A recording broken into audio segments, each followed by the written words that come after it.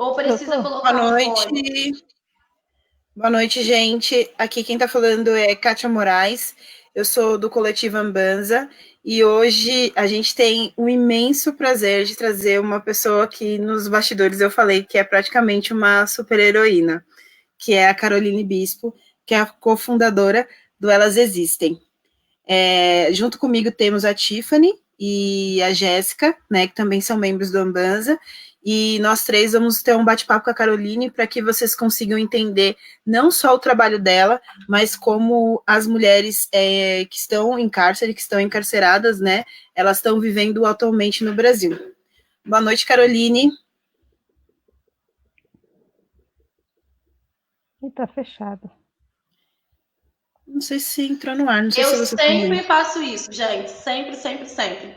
Boa noite, todo mundo. Kátia, muito obrigada pelas suas palavras. A gente vai conversando aí ao longo do dia, mas eu estou muito feliz e agradecida por esse convite. Eu acho que uma das questões mais importantes que o Elas tenta trazer é que pessoas são muito ferramentas para que outras vozes alcancem cada vez mais lugares. Então, assim, essa oportunidade de estar aqui, apesar de ser eu a falar do nosso trabalho, eu sei que diversas vozes vão estar sendo levadas também. Então, muito obrigada a esse coletivo, que eu estou muito fã também, desde já, estou acompanhando, e é isso. Bom, por que eu acho que a Caroline é uma super-heroína disfarçada, né?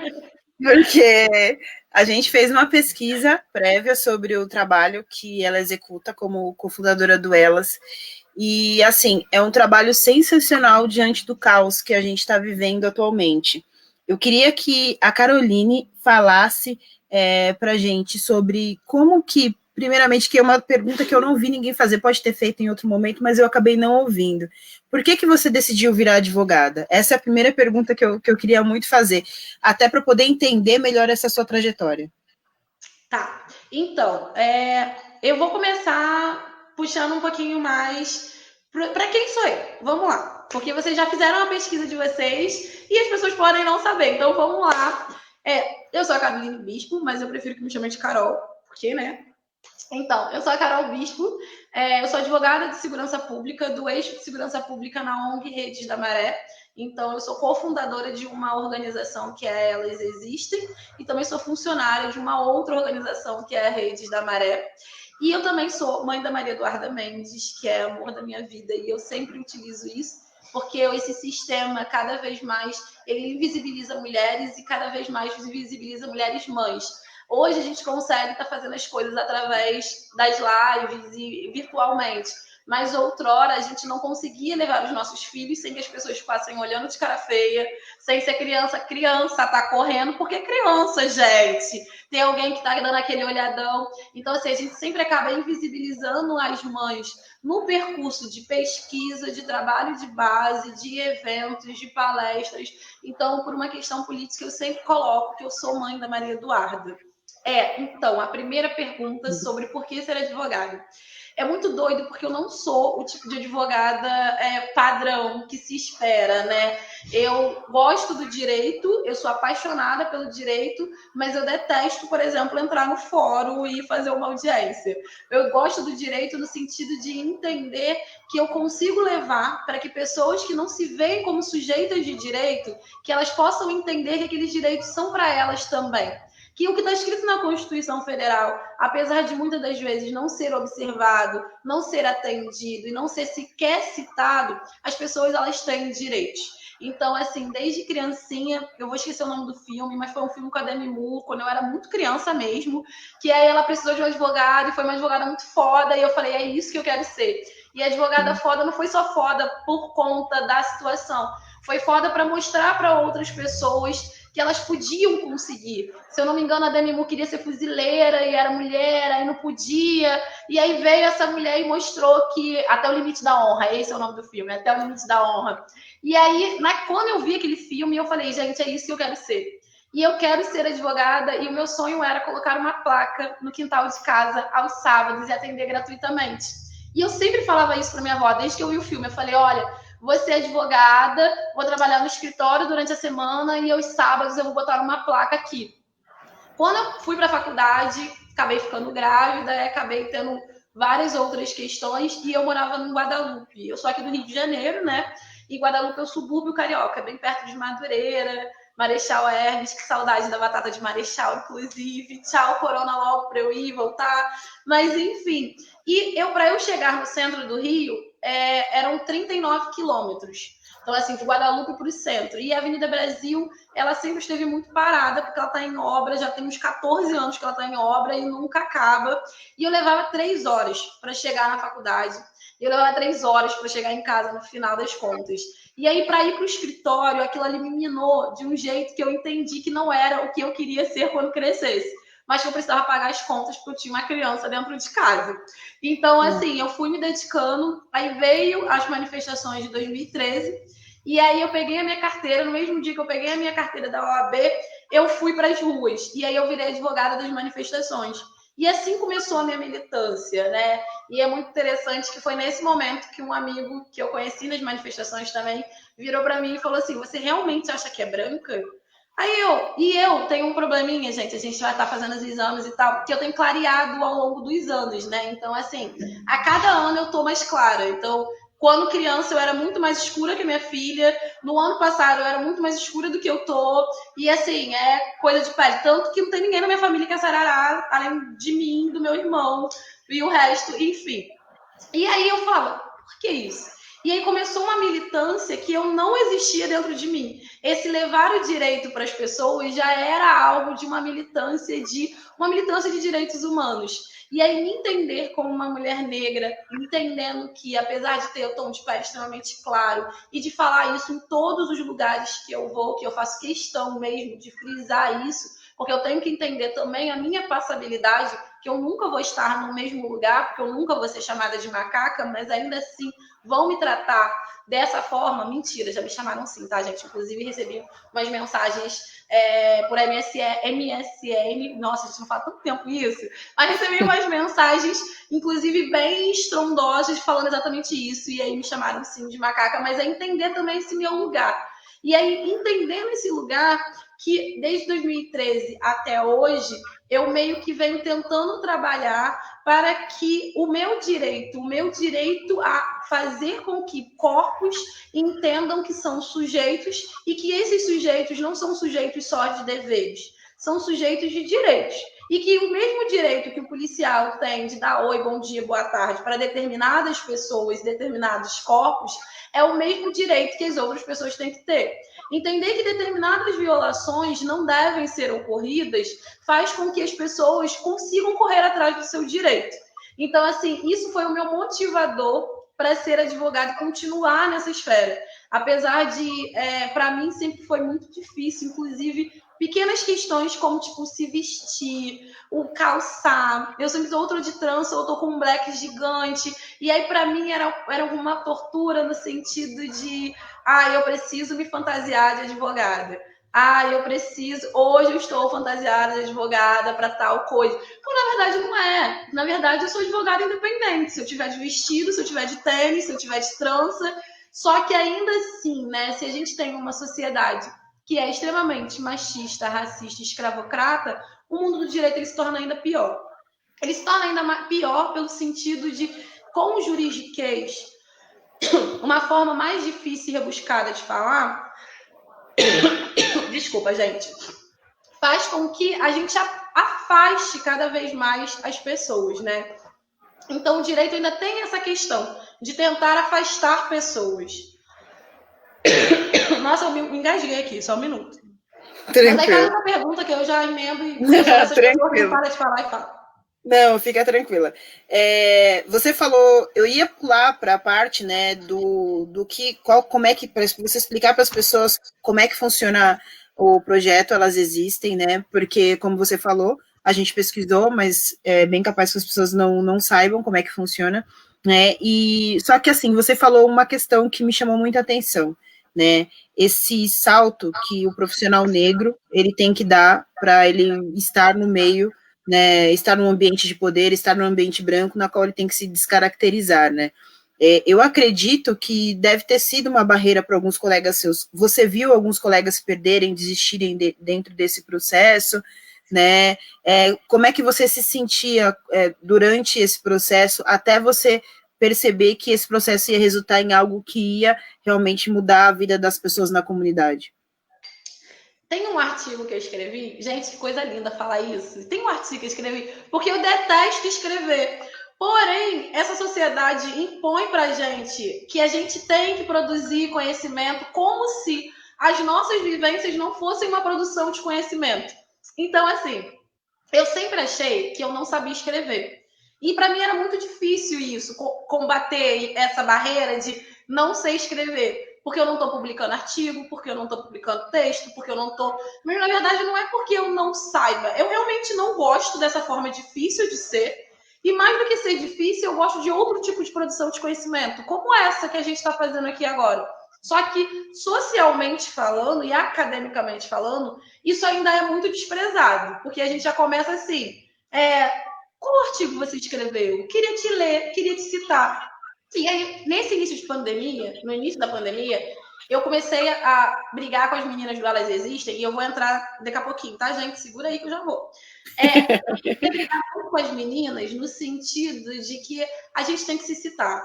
Já que a gente está fazendo, eu quero muito fazer isso. Agora eu quero começar a me citar. Estou trabalhando desde 2013 no campo, já entrei em 15 unidades prisionais. Às vezes eu vejo uma galera falando tanta besteira e eu fico, por quê, Deus? Por quê? Então agora eu quero, eu falei isso para as meninas todas. Eu falei, olha, quero que a gente comece, segundo eu mesmo, segundo o bispo, Caroline, falei que e agora eu tô super fazendo isso. Escrevi um para eu poder ficar fazendo isso com esse um, para poder fazer isso agora com o outro. Tô adorando isso, porque é meio isso, né? A gente acaba estando nesse não lugar também, né? Então, assim, tem esse artigo que eu escrevi, que é sobre o Elas Existem, e foi nesse momento de pandemia, foi em abril, que eu começo dizendo, falando com ele, e é muito doido isso também, né? Que eu começo escrevendo um artigo falando sobre o meu medo de escrever, que eu sempre acreditei que eu não sabia escrever, porque o racismo ele é tão forte que ele coloca a gente nesse não lugar também, que você não se sente confortável de dizer, eu sou foda, eu sou boa escrevendo, nossa, esse artigo que eu fiz é muito bom. Em compensação, pessoas brancas têm uma autoestima gigante da porra, faz uma... Desculpa, gente, falei palavrão, retira aí, mas é isso Não mesmo. tem problema. Mas tem uma... Eu ontem escrevi no Instagram, sério, eu queria ter autoestima de homem hétero branco. Porque, meu Deus do céu, às vezes estão fazendo um monte de merda, mas eles estão se citando, eles estão se indicando, eles estão produzindo um monte de besteira. E a gente fica com medo, a gente fica com medo o tempo todo. Então, lá atrás, eu senti um medo de ser advogada, mas no quesito de eu não me encaixo, não é um lugar para mim. E aí, assim, com o passar dos tempos, eu fui vendo que alguns colegas também aconteceram isso, mas no sentido de não é esse lugar que eu quero.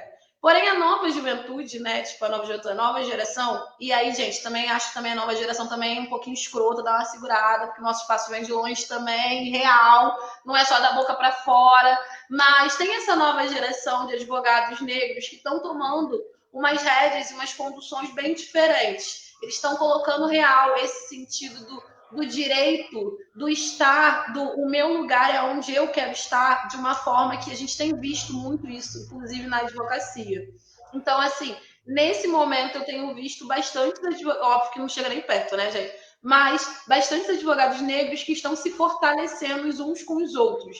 Porque as nossas dores não são nossas, né? As nossas dores sempre são de outro também, né? Não tem uma história.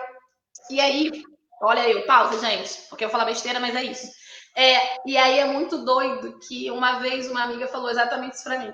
Carol, você pode clarear o quanto for, mas o seu nariz, a sua boca, o seu cabelo vão chegar primeiro. Primeira coisa. Porque ninguém nunca vai dizer que você é uma mulher branca e ninguém nunca vai aceitar que você é branca. Ok, primeira coisa. A segunda coisa é, sabe todas essas histórias que você tem ao longo de toda a sua vida? Nenhuma mina branca vai conseguir entender. Mas agora, se você contar num grupo de amigas negras, todo mundo vai falar, eu já vivi, eu já passei. E aí que eu comecei a perceber, porque eu falei, nossa, gente, é real isso.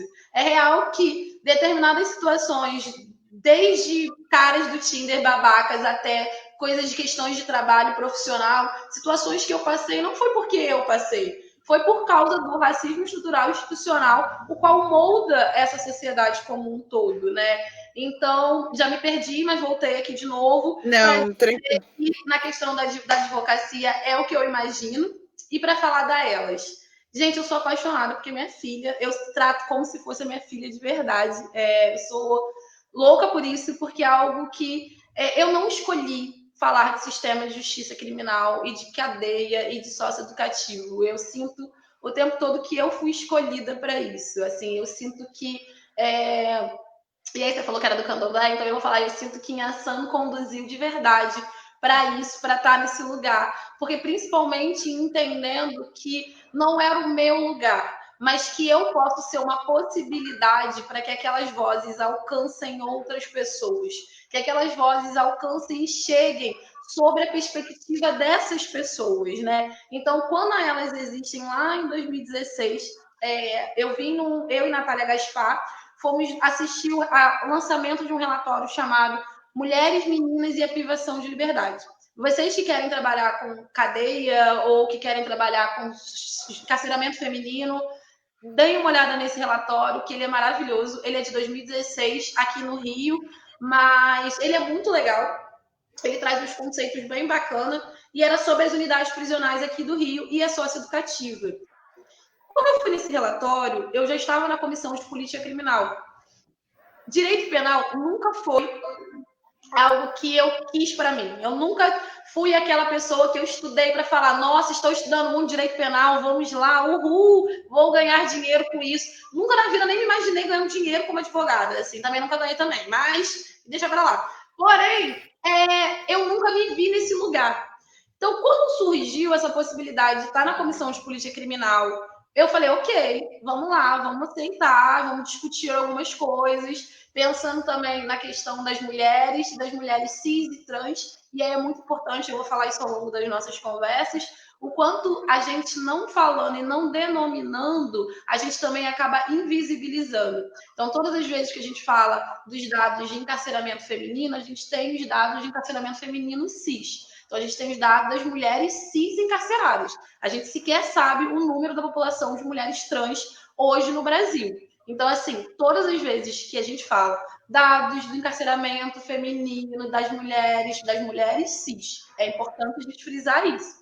Então, quando lá em 2016 a gente foi nesse relatório, eu fiquei muito chocada. Chocada com informações que eram 4 absolventes por menstruação, chocadas com a informação que a última refeição era 4 horas da tarde e a primeira eram 7 horas da manhã, independente da mulher grávida, da mulher idosa, da mulher com problema de saúde mental, da mulher que passa por medicamentos, outros tipos de medicamentos.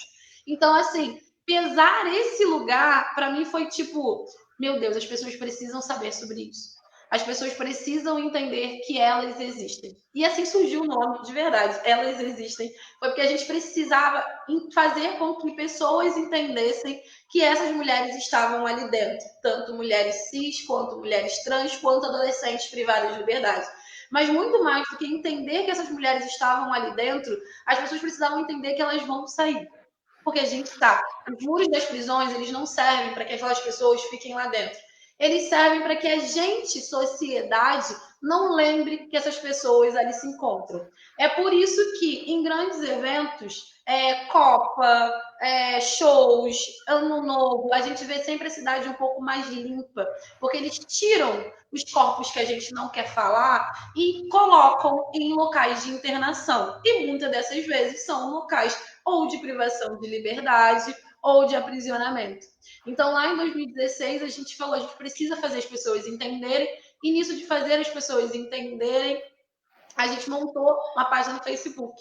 E a gente falou, tá, a gente vai comunicar as pessoas, mas não é isso que a gente quer. Então, a gente precisa trabalhar com essas pessoas. Então, elas existem, vamos falar sobre isso, mas vamos trabalhar com elas dentro do sistema. Então, vamos trabalhar com essas mulheres. Então, a gente começa a criar oficinas para trabalhar dentro das unidades prisionais. E a gente entende que não quer ser um grupo de caridade, mas quem tem fome tem pressa. Então, vamos criar eventos os quais essas mulheres, a cada palavra, a cada evento, as pessoas iriam trazer um pacote de absorvente, um pacote de papel higiênico. Então, a cada evento, a gente vai, falar que essas mulheres existem. 2, arrecadar material. E 3, botar só mulheres para falar. Não só para falar da situação de mulheres, vamos botar mulheres para falar de direito penal, mulheres para falar de legislação criminal. Porque mulheres, assim como pessoas negras, não têm que falar só sobre questões raciais. Então, assim, o Elas Existem, ele surge lá em 2016, muito no contexto de falar para a sociedade que elas existem, trabalhar com elas dentro do cárcere e fazer criar essa produção de conhecimento que a gente falou, que não é tão acadêmica, mas criando eventos, palestras. Hoje a gente tem 2 grupos de leitura, um de Leiam Mulheres Negras e um de leitura LGBTQI+. Então, fazer, e tudo conduzido por mulheres. Então, assim, para a gente isso era extremamente importante naquele momento. E aí, quando a gente começou, eu vou deixar você falar já, tá, Kátia? Peraí, que eu falo demais. Quando a gente começou lá em 2016, a gente passa a trabalhar muito próximo das mulheres com problemas de saúde mental. Então, a gente fica 1 ano e meio trabalhando dentro da unidade Roberto de Medeiros, que era onde ficavam as mulheres, e aí a gente passa a discutir as unidades prisionais, as unidades prisionais mistas, o desenho dessas unidades. A gente passa a discutir questões que não eram levantadas. Então, assim, em 2019, para além de todas as questões, a gente percebe que não dá para a gente trabalhar só com elas dentro do cárcere, mas que elas iriam sair, então a gente tem que pensar em alguma estratégia para aquelas que vão sair e trabalhar com as egressas do sistema. Então a gente monta um projeto voltado para as pré-egressas, para trabalhar com aquelas mulheres que estão a ponto no regime semiaberto ou aberto. Essa oficina, né, esse pré-egresso, seria para trabalhar de como você consulta o sistema dos equipamentos públicos próximos à sua região. Então, vamos dar uma aula falando sobre serviço social. Vamos dar uma aula sobre saúde da mulher. O que é um UPA? O que é a clínica da família? Em que momento você vai para a emergência? Em que momento você procura esse tipo de rede de saúde? Então, assim, vamos voltar ao básico. Vamos tentar levar para essas mulheres que ficaram anos ali dentro, o como é também esse retorno para a sociedade.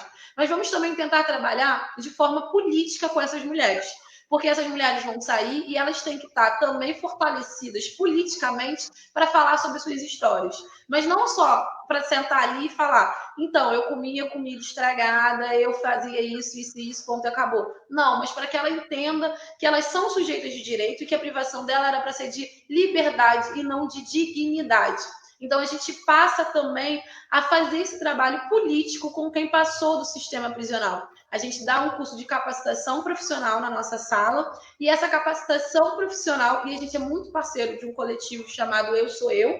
Eu acho que se uma de vocês já me pesquisaram, porque eu estou sempre com Eu Sou Eu. Sim. Sempre na vida. Porque eu acredito que não dá, é o que eu falo, eles falam bastante. Não falem de nós sem nós. Então, não dá para a gente falar do sistema prisional se eu não chamar alguém que passou pelo sistema prisional para estar do meu lado. Não vou escrever um projeto falando do sistema prisional sem quem é que comeu as comidas estragadas realmente possa falar, vai nessa linha realmente.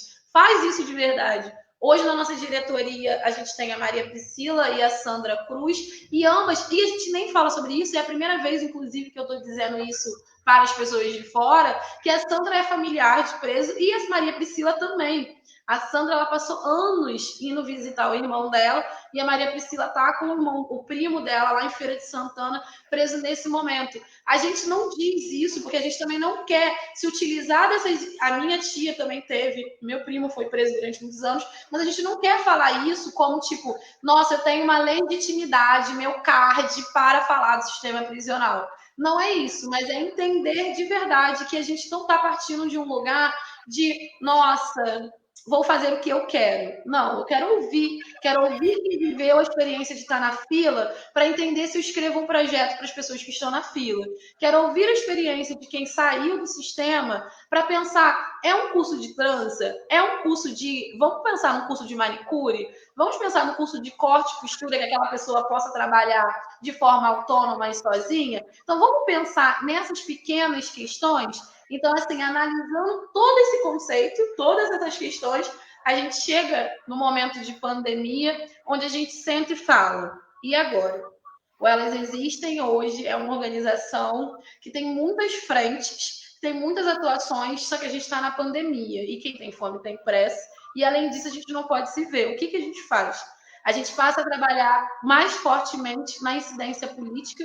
A gente tem 7 espaços de incidência política hoje, que é o Mecanismo de Combate à Tortura, Comitê de Prevenção e Combate à Tortura, Plataforma Brasileira de Drogas, GT de Mulheres e Meninas aqui no estado do Rio de Janeiro, Fórum da Saúde da População Negra aqui no Rio de Janeiro. Então a gente passa, vamos então investir uma energia que a gente não gastava nesses espaços.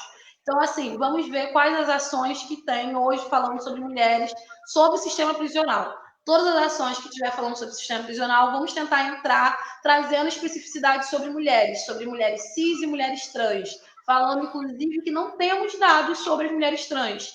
Então, no início da pandemia, surgiu a DPF, que é uma arguição de preceito fundamental, é uma ação no Supremo Tribunal Federal para discutir sobre todos os sistemas prisionais do Brasil, e aí a gente fala, vamos entrar nessa ação. Então, quando a gente entra nessa ação, somos o único grupo que está falando de mulheres.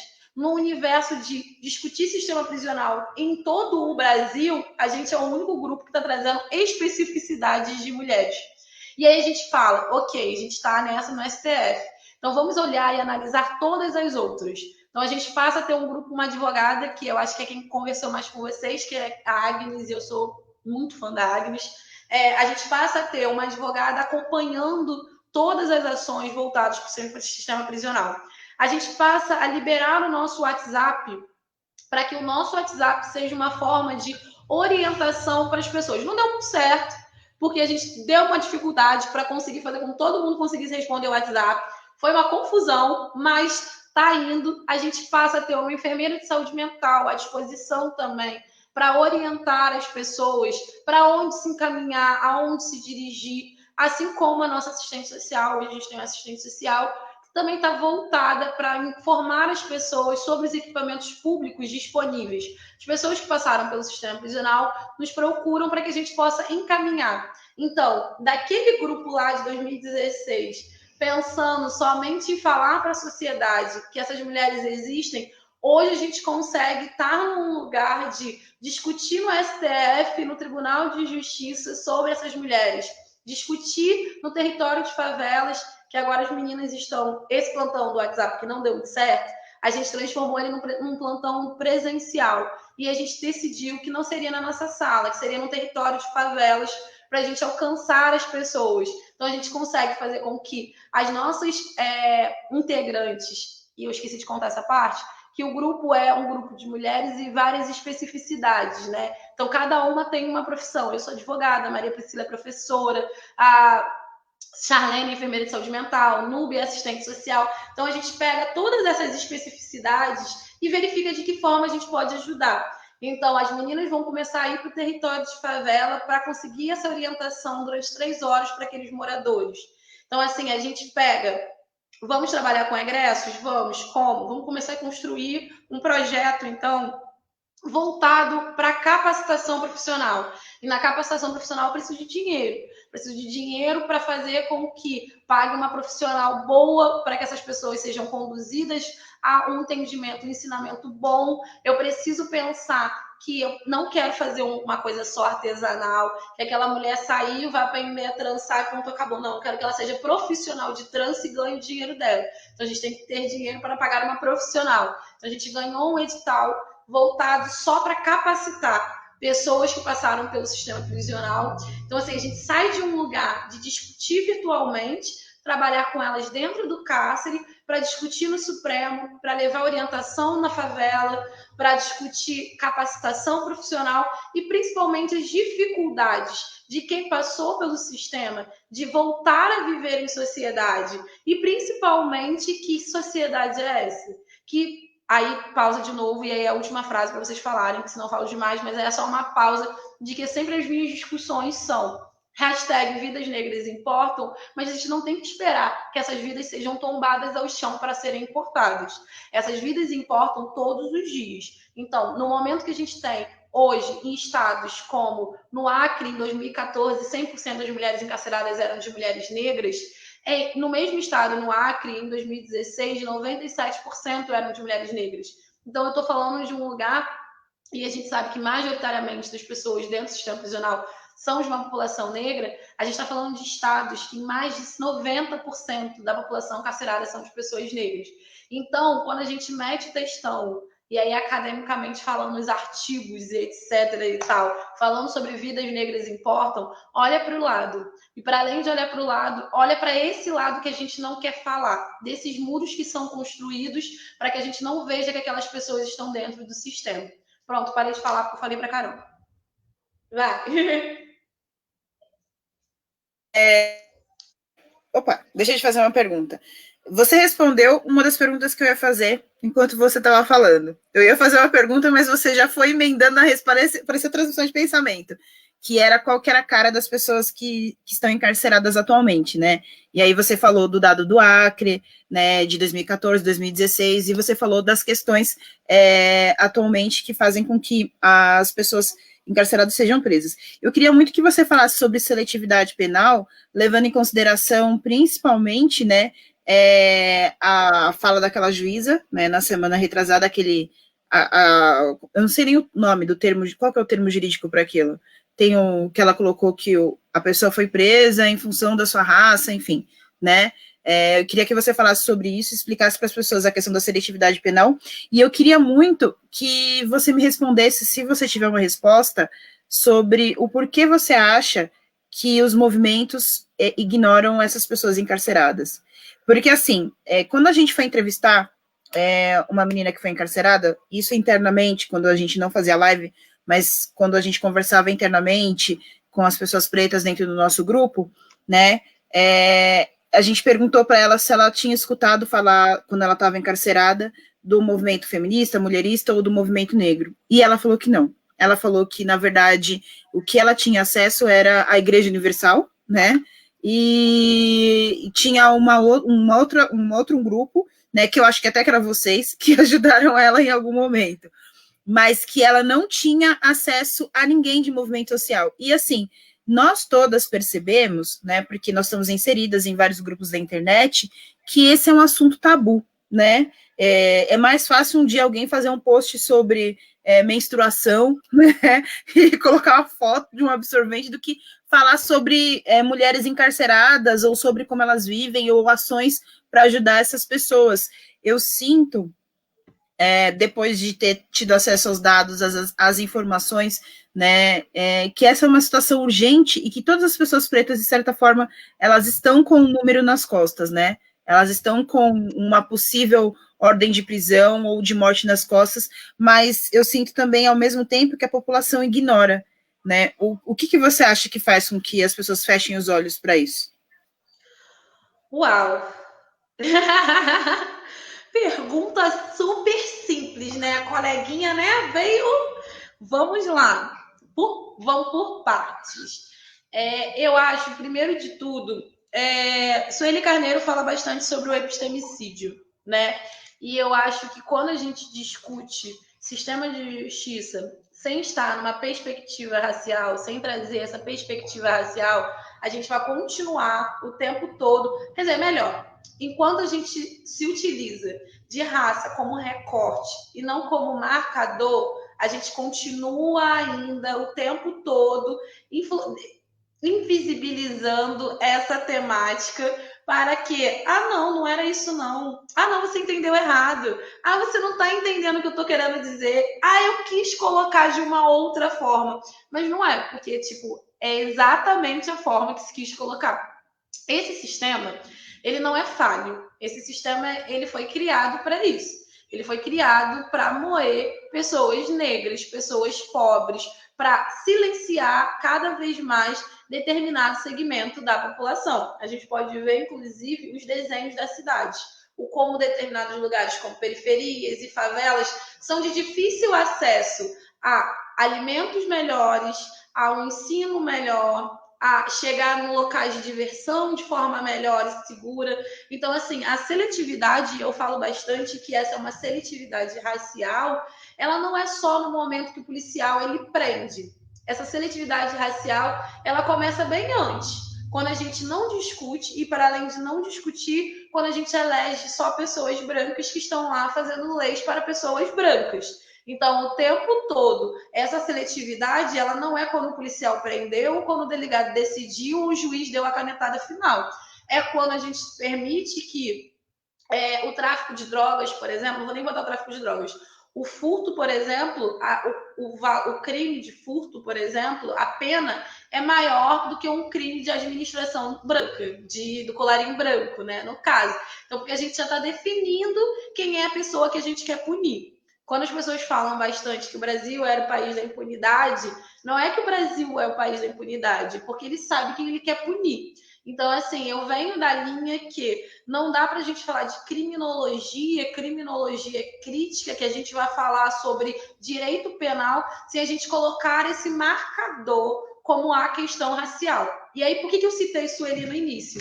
Não dá para a gente falar sobre essas questões se a gente continua matando quem pesquisa sobre isso. E matando no sentido de leitura. Eu, por uma questão política, e aí é uma questão política mesmo, todos os meus textos só cito pessoas negras. Todas as vezes que estou falando, só cito pessoas negras. Sempre tenho do ladinho um monte de livros de bibliografia negra para estar o tempo todo falando. E aí eu uso muito a política de constrangimento, que Tula sempre fala. Então, se eu sou convidada para falar em determinados lugares, eu sempre pergunto: quantas pessoas negras vocês estão citando? Quantas pessoas negras vocês estão indicando? Quantas pessoas negras vocês estão estudando? Então, assim, a gente tem Ana Flauzino, que é uma advogada e é uma acadêmica pesquisadora maravilhosa, que está discutindo criminologia desde 2008, desde antes de 2008. Eu que só estou acompanhando desde 2008. Mas a gente não vê em nenhuma roda discutir Flauzina. Então, como que a gente vai falar de seletividade se a gente não vem ter a questão lá atrás que essa criminologia é moldada por essa hegemonia e a heteronormatividade branca? Então, assim, se a gente não sai desse lugar de começar a falar sobre isso, a gente fica parado no tempo. E parado no tempo, na verdade, é trocar as amarras, trocar as algemas, tirar as chibatas pela falta de água, pela falta de comida. Ou encarcerados, ou a gente prende cada vez mais, ou a gente mata durante as operações policiais. Ou a gente mira na cabecinha e atira. Porque essa seletividade ela já vem bem, né, sendo construída bem lá atrás. E aí eu falei tanto que eu esqueci qual era a outra pergunta. Mas eu já tinha uma resposta já. Mas fala aí de novo que eu esqueci. Tá fechado o microfone. Desculpa. A minha pergunta é por que você acha que as pessoas ignoram, né? Por que você acha que as pessoas, que a grande sociedade, que os movimentos sociais, eles ignoram essa questão, visto que é uma questão urgente? Sim. Cara, eu vou te falar, eu acho isso muito louco. Porque, e não é criticando, eu acho que cada um tem que fazer o que quiser, mas às vezes eu vejo galera, tipo assim, na militância, tipo, animal, um exemplo, e que não fala mesmo da questão prisional.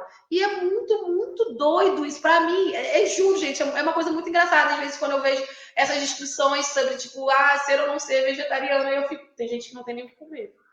Aí, não estou julgando e cada um pode fazer o que quiser, mas é um outro lugar, né? É uma outra questão. E aí, tipo, pausa de novo para fazer fofoca, porque eu sou dessas mesmo.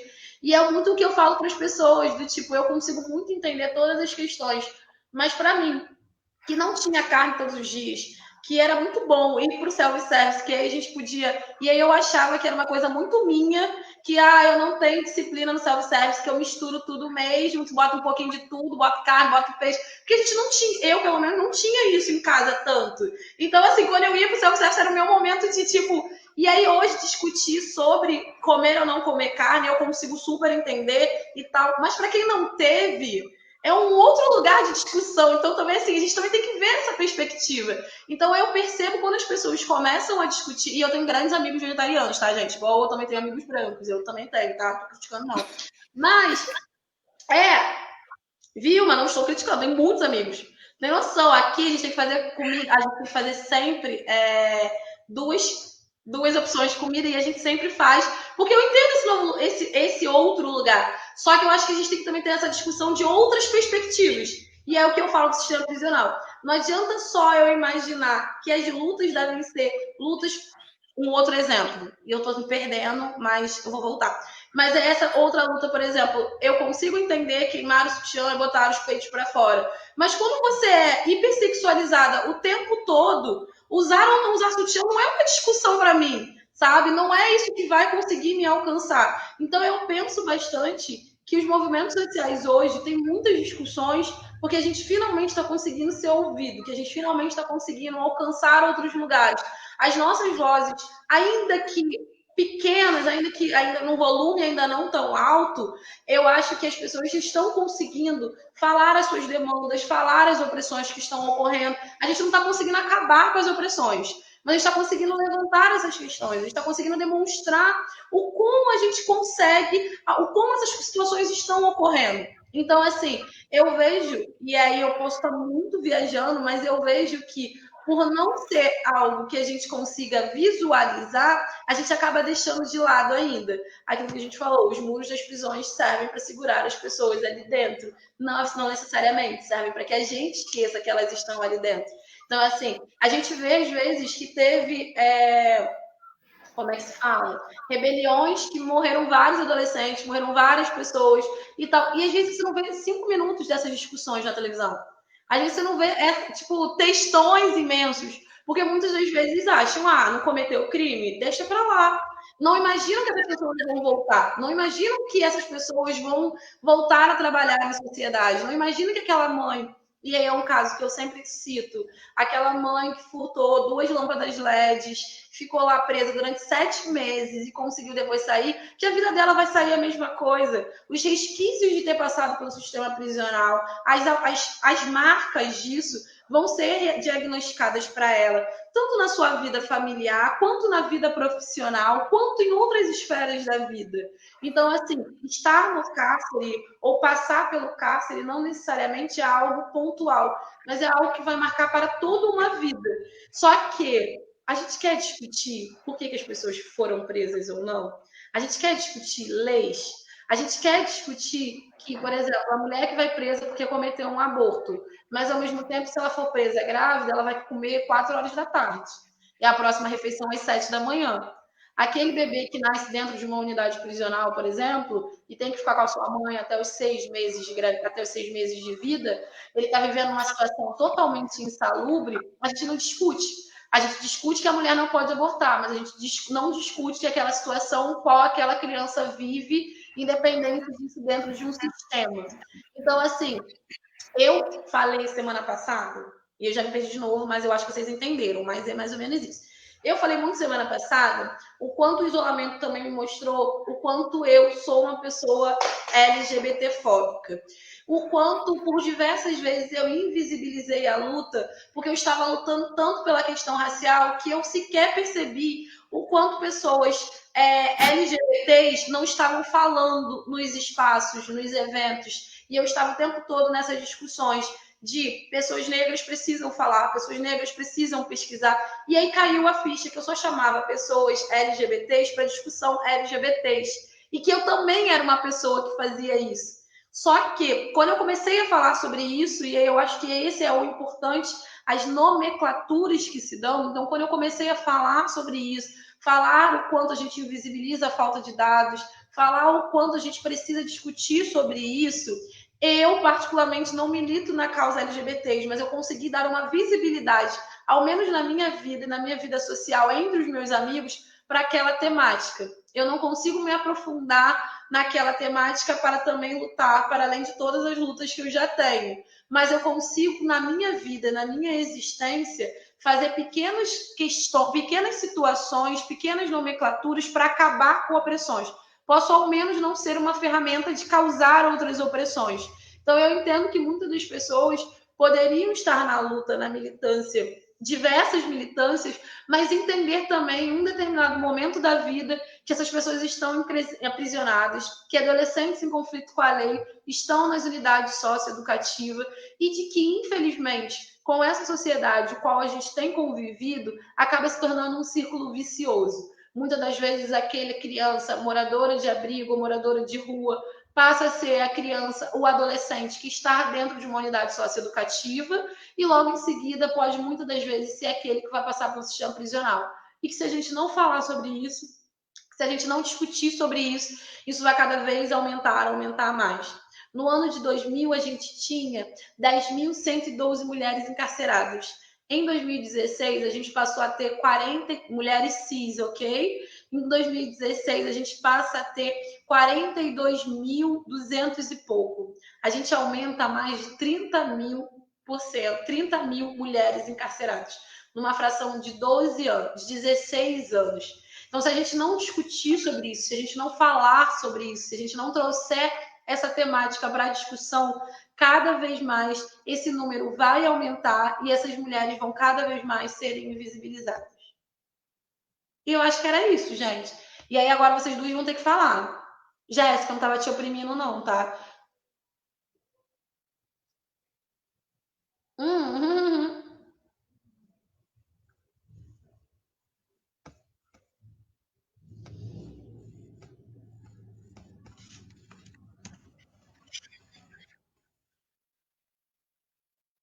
Não tá saindo.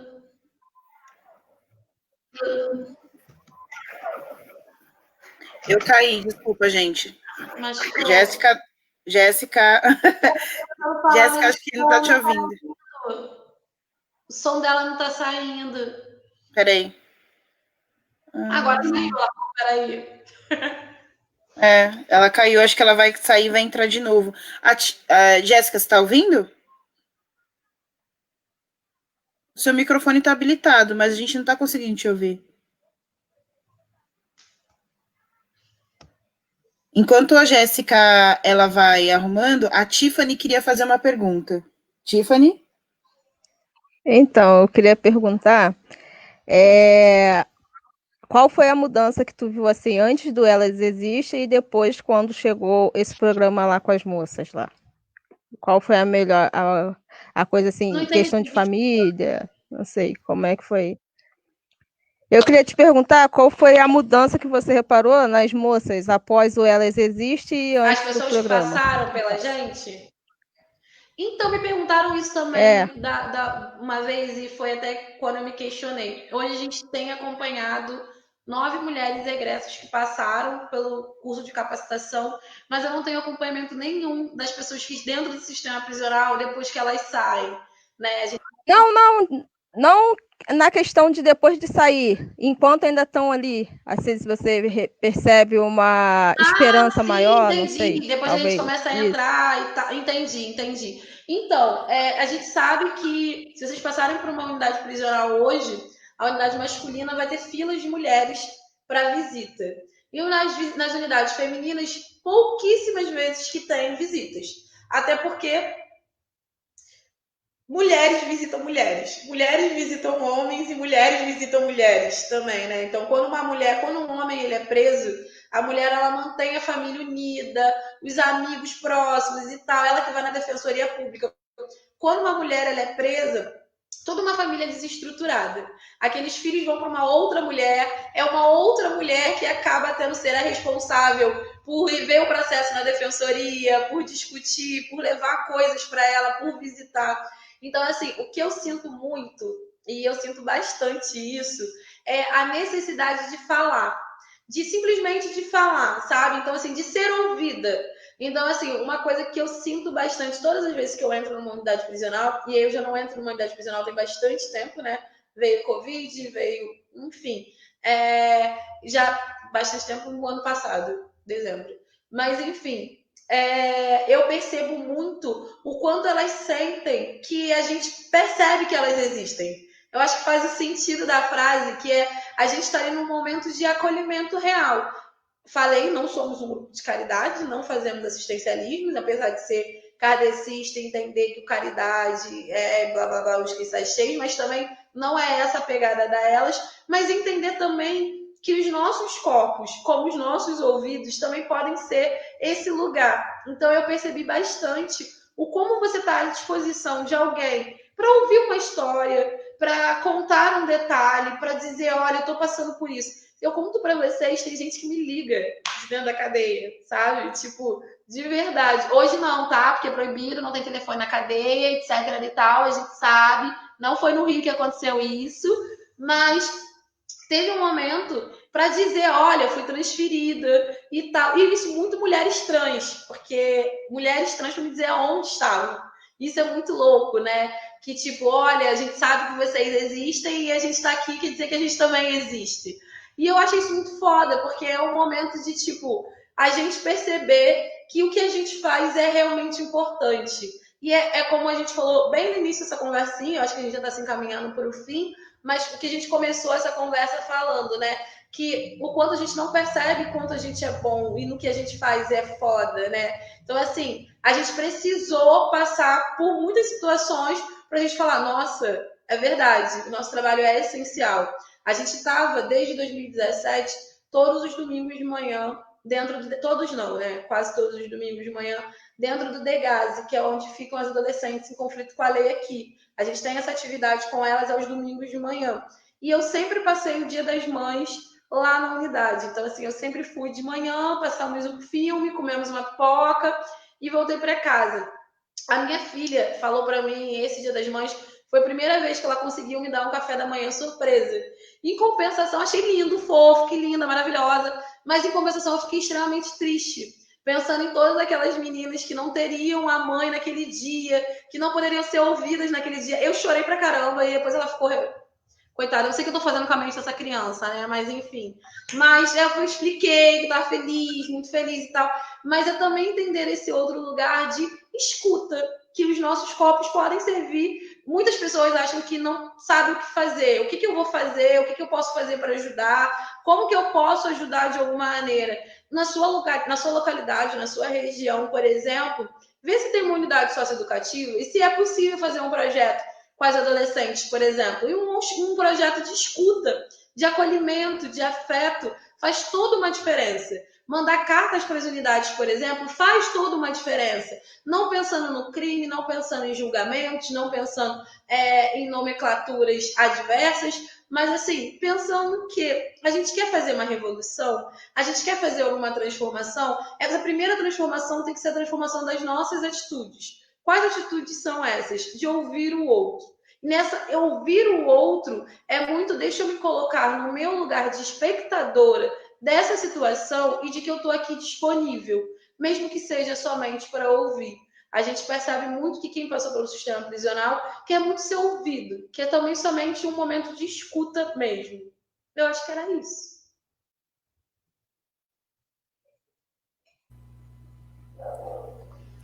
Agora você tá sem áudio, Kátia. Olha, eu consegui te ouvir perfeito. Acho que você, Jéssica, acho que você consegue fazer uma pergunta rapidinho. Você ia fazer a pergunta e ficou mudo. Jéssica, travou? Falou, mas agora ficou travada. Jéssica, tá ouvindo? Jéssica? Oi, agora Jéssica, eu tô. Deu ouviu, mas agora aqui. Vocês estão me ouvindo agora? Sim. Beleza, que eu acho que a minha internet deu uma quedinha aqui, tá meio ruim. Uma das perguntas que eu ia fazer, a Tiffany acabou fazendo, que era sobre essa solidão das mulheres encarceradas, né? Que foi uma das coisas que me chocou muito no depoimento. E a outra que eu queria fazer era sobre a visão que você tem sobre o abolicionismo penal. Se você acredita que é uma solução, se ainda é algo utópico no nosso sistema, que é bem punitivista, né, socialmente falando e politicamente falando, e se você acredita que esse sistema pode ser implementado, essa substituição do encarceramento como a suposta solução de criminalidade para outros fatores sociais que combatam, não que combatam apenas o crime, mas que também tenham um sistema de prevenção de criminalidade, principalmente nesse grupo, que é esse grupo de seletividade penal, que basicamente somos nós, né, pessoas pretas e periféricas. Como que você vê essa questão mais macro? Tá, vamos lá. Pergunta difícil, né, Jéssica? Meu Deus do céu. Tô focada aqui. Vamos lá. Que bom, gente, que eu não sou essa pessoa que fico me preparando, né? Não sou se eu já me preparado toda, vocês já acabaram comigo, tipo, brincando. Então, gente, eu acho assim, lá em 2016, eu falei para vocês do relatório Mulheres e Meninas, né? Que foi apresentado em abril. Mas em março, no dia 8 de março, nunca vou esquecer, nunca mesmo, foi um momento que me marcou de verdade. No dia 8 de março, foi o primeiro 8 de março que eu comecei a ensinar a Eduarda que o 8 de março não representava a gente. Então eu não deixei ela ir para a escola. Normalmente eu não deixo ela ir para a escola no dia 8 de março, porque eu não queria que minha filha fosse corrompida e ganhasse flores, enfim. E aí agora já dá, porque minha filha já está militando, então deixa ela. Enfim. Nesse dia 8 de março de 2016, eu fui dar uma palestra exatamente sobre o 8 de março não nos representar. E aí uma menina, no Teatro do Oprimido, aqui na Lapa, eu inclusive nesse dia estava com a Ana Carolina, enfim. Uma mulher na plateia levantou. Eu tenho uma mania, né, gente? Eu percebendo aqui agora que todo mundo fala que eu tenho uma mania de ficar falando com as mãos. Percebi isso agora aqui, que toda hora eu tô jogando a mão pra lá e pra cá. E a Eduarda tá fazendo exatamente isso agora. Enfim, eu percebi, uma mulher levantou e falou assim: se fala bastante sobre a solidão da mulher negra, mas não se fala da solidão da mulher negra que tem um filho encarcerado, que tem um filho no sistema socioeducativo. A gente discute a solidão da mulher negra como de forma amorosa e de relacionamentos, mas a gente não discute a solidão da mulher negra que está com uma família totalmente destruída por conta desse sistema racial. Essa frase, eu queria, meu sonho de consumo era lembrar de quem era a pessoa, porque isso me moldou. Isso vem me moldando, inclusive para discutir a discussão sobre a solidão da mulher negra, porque eu também pego dessa outra linha que não é só a solidão de amor. A gente tem uma solidão de amizade, a gente tem uma solidão de trabalho, a gente tem uma solidão, inclusive no momento de pesquisa, porque a gente não se acha boa, então a gente não vai dividir determinadas coisas para as pessoas, então a gente vai estar sozinho. Então, assim, são várias esferas da solidão, e principalmente de nós, pessoas negras, que a gente tem que falar e que a gente não fala. Mas esse específico, a solidão da mulher negra, que tem alguém dentro do cárcere, alguém que faria com que ela não estivesse sozinha, isso mexeu comigo, mexeu muito comigo, né? Então, assim, é algo que eu sempre tento trazer também nas minhas falas e que daria um ótimo artigo se eu parasse para escrever, se eu tivesse tempo na vida para escrever também. Eu fico me iludindo dizendo que eu também não gosto muito, porque eu sei que a vida é tão corrida, que não dá para você simplesmente sentar aqui agora. Eu tenho uma reunião daqui a pouco, falei até isso com vocês antes. Não dá para eu sentar aqui agora, eu vou abrir minha taça de vinho, vou bater palmas pro sol e vou, tipo, eu amo a vida, vou escrever e tá tudo bem. Não dá. Porque eu sei que tem que pagar conta, eu sei que tem que fazer isso, eu sei que eu tenho que fazer aquilo outro. Inclusive, eu vou fazer uma outra pausa aqui para dizer que, assim, eu me mudei, né? Então, tipo, eu vim morar em outra zona do estado do Rio de Janeiro, que tem mais facilidade, que é perto do metrô, etc e tal. E na semana passada, eu consegui entender porque as pessoas batem palmas pro sol. E eu nunca tinha entendido. Eu sempre critiquei, mas eu nunca tinha entendido. E aí eu entendi. Quando você vai trabalhar de bicicleta, quando você não precisa se preocupar se você vai pagar ou a luz ou a água. Quando você tem uma facilidade já de chegar nos espaços. Gente, eu comi uma maçã verde pela primeira vez na vida. E não é por causa do dinheiro, é porque eu nunca nem tinha visto uma maçã verde. E aí, tipo, hoje eu tenho facilidade de comprar cogumelos que eu nunca nem imaginei que existiam. Então, isso te faz querer bater palma pro sol, porque você é grato. Gratiluz, e consegui entender. Queridos coleguinhas, entendi, finalmente. Mas, voltando à questão da solidão e pensando muito nessa perspectiva de gratidão, é a gente entender. Entender, inclusive, que a gente sabe quem é a população que está dentro do cárcere. A gente sabe quem é a população que a gente diz o tempo todo que vidas negras importam. Então, é tentar juntar um mais um. E aí, o que eu digo bastante para os usuários, para os meus assistidos lá na Maré, parte do meu trabalho, eu esqueci de contar isso, gente. Olha só que louca. Hoje eu sou muito realizada profissionalmente, porque eu sou contratada na Maré para fazer aquilo que eu sonhei quando criança. 3 vezes na semana eu dou consultoria de graça na favela. Então eu sou paga para dar consultoria de graça. Gente, alguém pagou para realizar meu sonho. Então, tipo assim, é bem isso. Então, quando eu digo isso para os meus assistidos, e eu trabalho em 5 favelas diferentes, né? Porque a Maré é um complexo, então são 16 favelas. Então, são vários lugares diferentes, com várias facções diferentes também, né? Então, assim, falo muito para eles o que é uma DPF. Eu digo, é voltar ao básico. Porque, infelizmente, a gente precisa o tempo todo voltar ao básico. E aí, quando eu disse, em algum momento dessa fala que eu me perdi aí, em algum momento que eu disse sobre os nossos passos vêm de longe, é entender que as galera já tá militando e lutando mó tempão. Mas essa galera que tá mó tempão não conseguiu chegar, inclusive por conta dessas tecnologias, os quais a gente tem, a gente sabe lidar, que a gente sabe mexer, a gente está alcançando. E às vezes a gente está alcançando sem olhar, sem ouvir, sem prestar atenção, que, por exemplo, a gente tem Crioula, não sei se vocês conhecem, que é uma ONG aqui no estado do Rio de Janeiro, Crioula, que há mais de 20 anos está discutindo sobre isso, inclusive sobre mulheres dentro do cárcere. E a gente acabava não falando sobre isso. É te falar, e eu pego isso para mim, sabe, gente? Porque eu tive com Lúcia Xavier, que é de Crioula, junto com Jurema Werneck, e elas falavam que elas se reuniam sentadas na praça, correndo o risco da polícia vir ainda e dar paulada nelas, porque elas estavam, 3 mulheres negras sentadas no meio da rua, estavam fazendo besteira, não podia, né? E aí eu vejo o quanto às vezes a gente está nessa discussão de WhatsApp, Facebook, etc e tal, e não ouve essa galera que usava papel e caneta para ter ideias, para escrever ideias, para projetar coisas. Então, assim, é pensar nesses lugares. Viu? Eu me perdi total, mas eu acho que vocês entenderam, captaram o negócio. Mas é pensar nesses lugares e pensar que, principalmente, a solidão da mulher negra, ela não é só amorosa, ela é uma esfera muito grande, mas que a solidão da mulher negra dentro do cárcere, ela é imensa, porque a gente não tem água, não tem comida, não tem cama, não tem colchão, porque a água ela é ligada 3 vezes ao dia, durante 20 minutos apenas. A comida ela é entregue 4 horas da tarde, 7 horas da manhã. Então, é pensar em todas essas questões, o como a gente pode tentar lidar com isso. Então, passado tudo isso de resposta, espero que tenha te respondido, Jéssica, vou tentar entrar agora no abolicionismo. Então, é uma questão que eu entendi que eu não sei nada.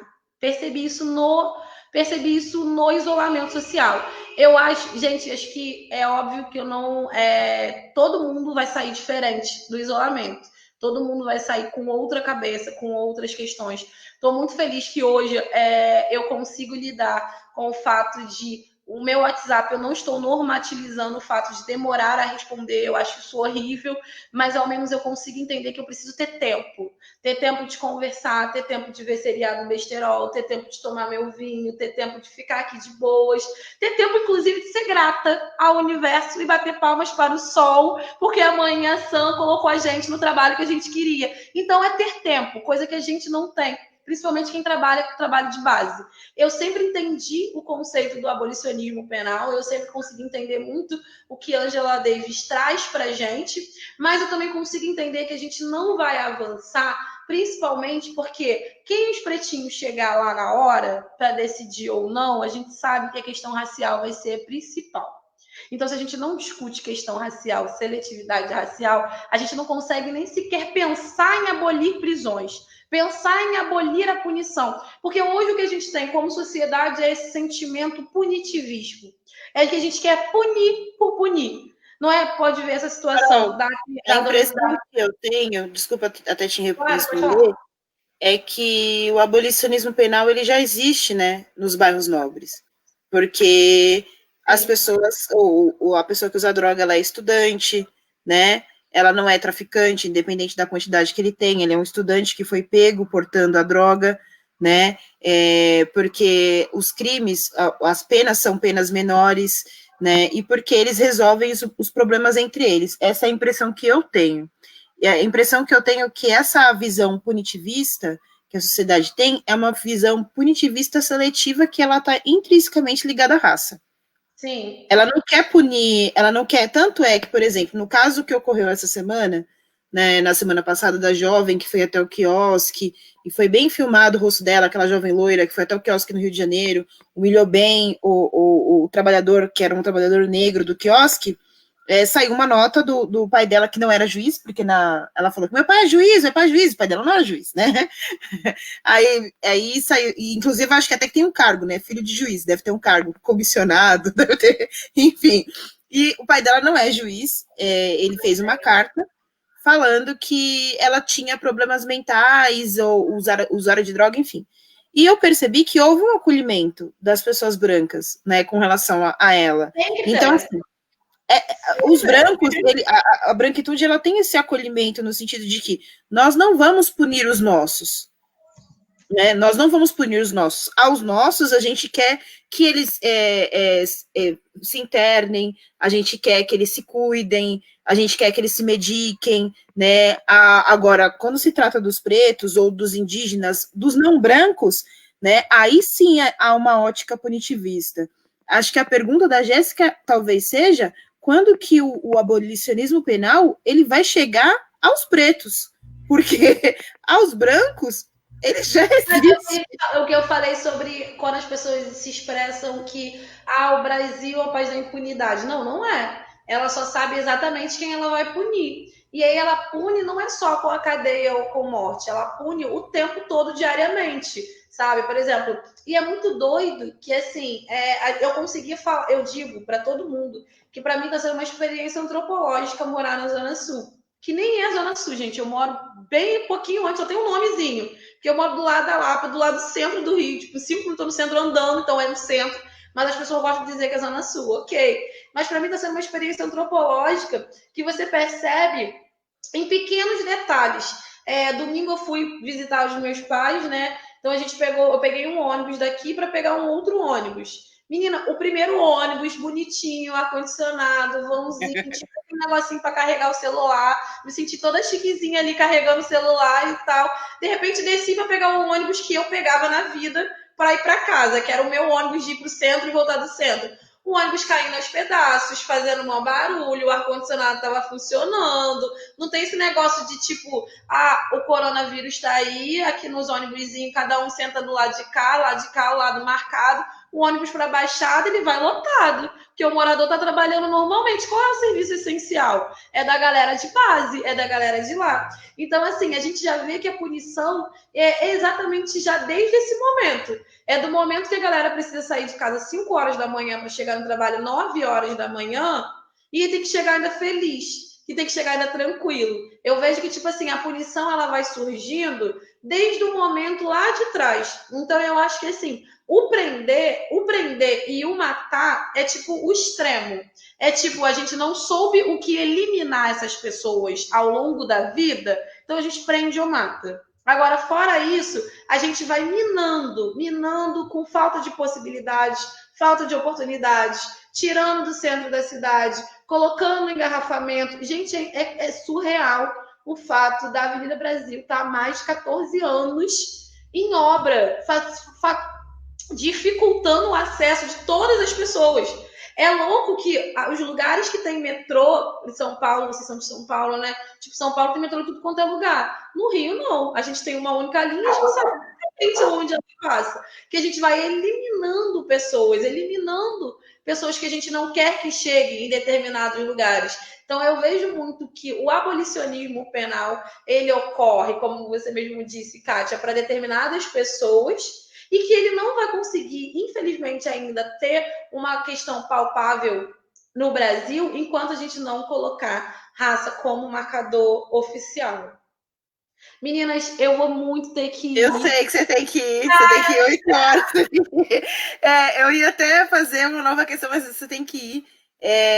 Eu acho que... Não, foi uma baita aula, assim. Foi o que eu falei no começo. A gente entrevistou aqui uma heroína da Marvel. Né?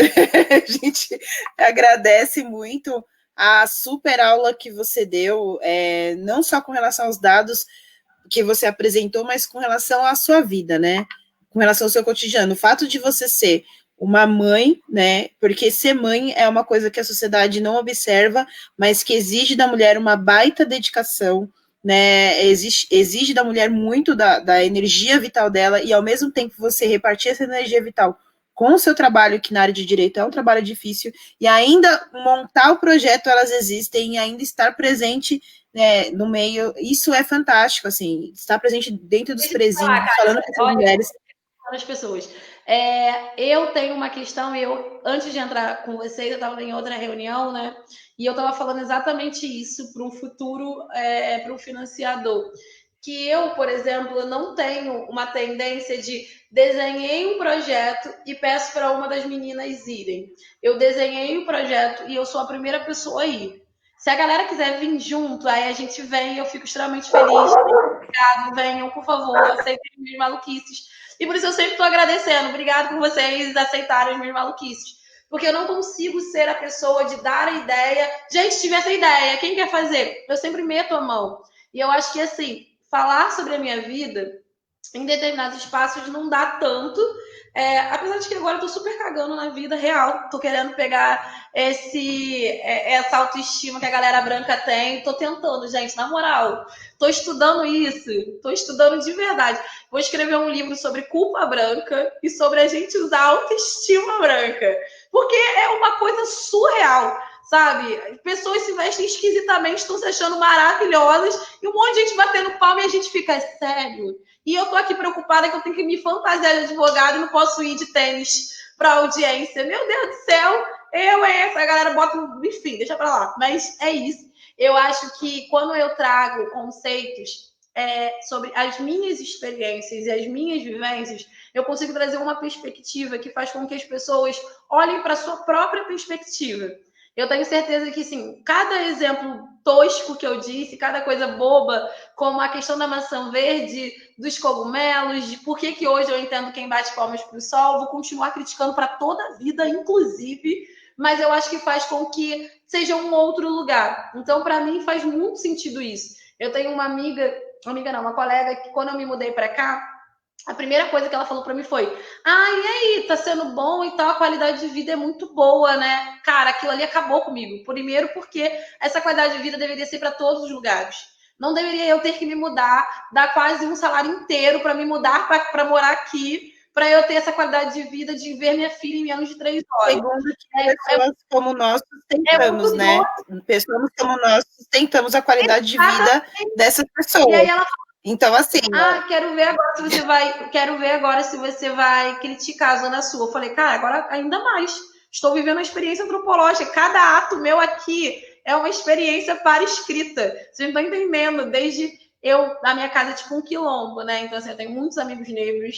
Então, eu tenho pouquíssimos amigos brancos de verdade. Então, aqui, todos os meus amigos estão o tempo todo. Então, desde o momento que eu me mudei, que, na minha mudança, foram 9 pessoas aqui, negras, que não eram os descarregadores ou não da mudança, eram pessoas que estavam aqui mesmo, onde os vizinhos que nem falam comigo têm que ver o tempo todo pessoa negra entrando e saindo do prédio, e a gente é abusado, e boa tarde, boa noite, porque a gente tem educação.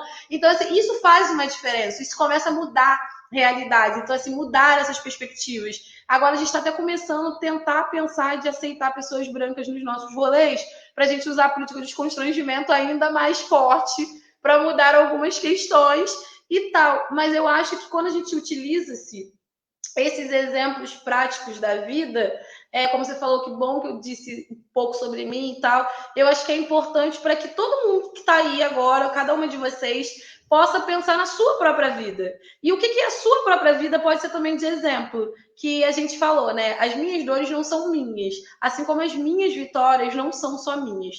As minhas vitórias nunca vão ser minhas, assim como a de vocês também, né? Então, assim, cada coisa que você construir, com certeza vai ter uma mina preta do teu lado que vai estar construindo junto contigo, que tu vai levar junto com você. Então, assim, hoje elas existem, são 19 mulheres, entre integrantes e voluntárias, e dessas 19 mulheres eu tenho 2 mulheres brancas apenas. Amo, disse que eu tenho amigos brancos, estão ali, estão ajudando bastante, são ótimas, mas entender que a gente está falando de sistema de justiça criminal com 17 mulheres negras na linha de frente, que eu tenho uma diretoria negra, é saber que quando a Carol Bispo chega, não é a Carol Bispo, é a Carol, é a Priscila, é a Agnes, é a Núbia, é toda essa galera. E isso me move. E eu espero que mova vocês também. Não, eu tô dando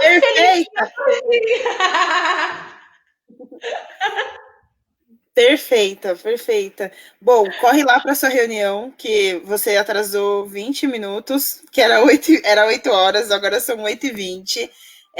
A gente já vai encerrar. Eu queria chamar as pessoas que vão ver a live depois, ou as pessoas que estão vendo agora, para que elas entrem na nossa vaquinha online, que a gente está arrecadando uma verba justamente para poder ajudar o pessoal da Elas Existem, com absorventes, sabonetes e papel higiênicos para as mulheres que estão encarceradas em 3 instituições, na instituição das mães, né? Como é que é o nome, Carol? Tem um nome específico? Instituição, quando fala das mães. Unidade materno-infantil. Unidade materno-infantil, socioeducativo e o das meninas trans também. Então a gente vai ajudar 3 instituições diferentes, que é onde a gente imagina que o nosso braço alcança nesse momento. Né? Se der certo essa, a gente já vai para outras, mas essa é a nossa ação agora principal. A gente semana passada comprou 5 pacotes de papel higiênico, a gente juntou uma graninha entre a gente e a gente comprou 5 desses pacotes grandes, né? Isso faz a diferença. Um rolo de papel higiênico faz muita diferença. Então, assim, a gente pode não conseguir dar 10 mil absorventes, mas se a gente conseguir dar 10 absorventes, já faz a diferença. Então, desde já, eu já estou agradecendo, me despedindo. Agradeço muito o convite de vocês. Foi muito bom bater esse papo com vocês, tomando vinho. Deveria todo mundo estar com vinho, mas eu sou uma cara de pau que não falei nada, mas tudo bem. Mas foi muito bom estar aqui com vocês. Agradeço muito vocês também terem se empenhado nessa campanha, apesar de ter sido um momento muito complicado para a gente, esse momento de pandemia que a gente não estava conseguindo lidar com as questões por conta de estar muito trabalho, mas vocês estão aqui com a gente, são nossos parceiros e a gente está muito feliz. E muito obrigada mais uma vez por esse convite. Eu me diverti bastante, gente, porque eu estou sentada no sofá, conversando com vocês, tomando um vinho que eu gosto e eu amei. Obrigada. Curtam muito a obrigada. página. Eu vi aqui agora que a Agnes colocou a nossa página, o nosso Facebook e o nosso Instagram. Curtam lá. Beijo, gente. Beijo. Tchau, gente.